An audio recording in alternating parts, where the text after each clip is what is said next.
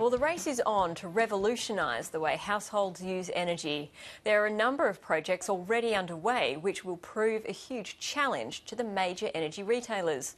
Startups are developing systems allowing households to bypass the big players and trade energy directly. The newcomers are promising lower prices and greater transparency. Finance correspondent Philip Lasker takes a look at the future.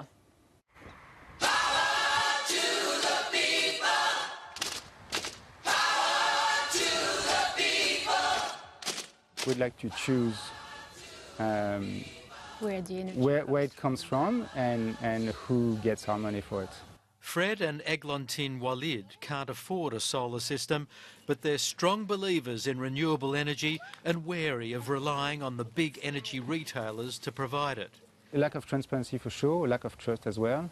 And misleading information. The search for alternatives has been stepped up by news households are facing massive increases in electricity prices. We've seen a very quick, rapid surge in solar system installations in response to media reports.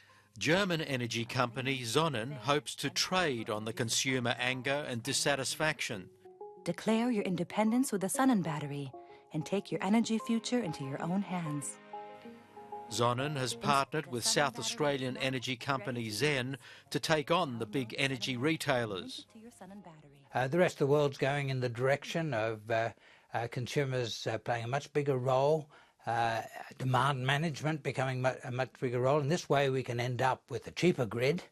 At the moment, Australia has a very expensive grid, hard to find another one in the developed world anywhere near as expensive for the amount of electricity we put through it. Customers with Sonnen batteries will be charged no more than $50 a month for all their energy needs. In exchange, the company will have the right to sell any excess power into the grid.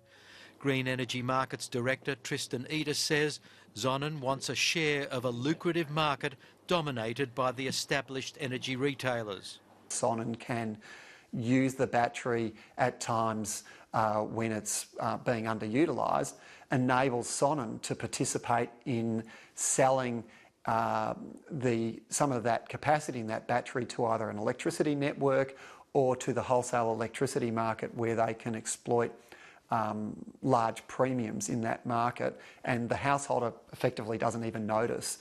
Richard Martin's giant 10-kilowatt solar system makes him almost immune to the price hikes.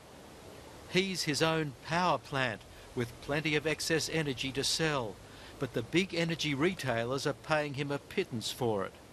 Us in a situation now where we're generating power, it's just not recognised as a valuable commodity.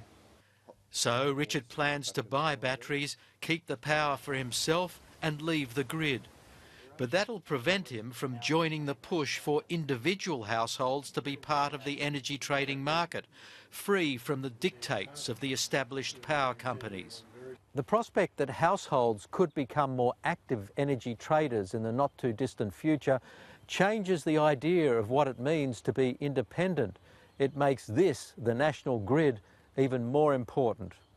Jitendra Tomar from Local Volts is setting up a platform which gives individual households the tools to trade electricity between themselves, an eBay site for buying and selling power, which can be as simple or as complicated as the customer needs, using no more than a computer or a mobile phone.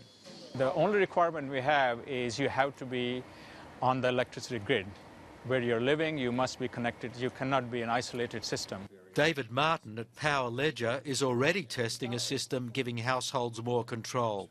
His software enables consumers in groups of apartments or commercial properties to sell excess energy from their solar systems to their neighbours. Consumers really don't have to do anything at all. They log into the system, they pre-purchase their electricity, and then the system does all of the trading for them. It all reduces the pressure on the grid at peak times, and prices should reflect that. We'll actually bring the cost of the grid down. Now, that won't be easy. That's hard policy. Very strong vested interests will have to be confronted. Finkel mentioned in his report that it's going to be important to look at writing down the sunk cost in the grid. Because grid operators have been able to operate with guaranteed levels of revenue, so when demand falls, regulators have sanctioned price increases. They're almost like the casino. They always get their money back irrespective of how stupid their decisions are. That will have to change. Energy retailers making big profits on reselling energy fed into the grid from households will also take a big hit as trading platforms unleash competition while disclosing the real price of energy. As electricity prices skyrocket, motivated consumers are cheering on the disruptors. You don't have much power as an individual. Certainly the larger companies have a lot more power than we do.